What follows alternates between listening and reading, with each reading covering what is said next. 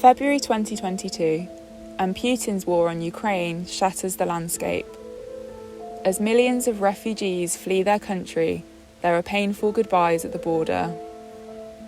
The total number of refugees has risen to over 4 million. Amongst these crowds of people, many hope to be able to enter the UK for safety.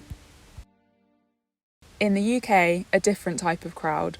It's a crowd that's turning up to show support for the refugee crisis. Birmingham is getting ready to host the biggest fundraising concert of the year to aid Ukraine. So here at the Resort World Arena in Birmingham, the concert for Ukraine is about to start, and you can really feel the public support for Ukraine. People from all over the country are here to show their love through colourful t-shirts, through face paint and flags, and some of these people have even signed up for the Homes for Ukraine scheme through the government. We've driven down from Manchester, dragged the kids out of school early and probably broken the speed limit as well. It's just terrible what Russia are doing to Ukraine. The British people always stand up when it comes to a crisis. And since the crisis, the UK has been ready with open arms to welcome refugees into our homes. But despite this big show of support, the reality of the UK supporting Ukraine is looking a lot different. The government has launched 2 schemes to help refugees. The first scheme, the family scheme, has received more than 31,000 applications, many of which have been accepted. But the second scheme, where British sponsors can host a refugee, has only had a shocking 10% of visas issued. Costantine is looking to bring his wife over to the UK on the visa scheme, but he's experiencing long delays. It's really hard, first 2 weeks probably. I just spent whole day to check the news, to know as much as I can about the situation. And during this time my family tried to escape from the Kiev, so it was a very stressful situation.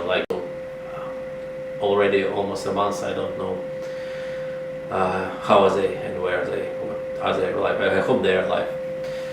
But my wife, she moved to Poland with children, and I hope she will come here to the UK. The system says that this kind of visa for refugees, for people who try to go to the UK, they said that they will be prioritized.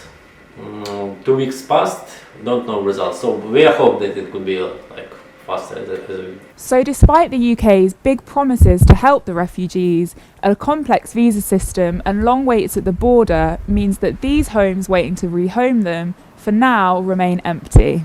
Experts also warn of possible serious security flaws in the scheme system.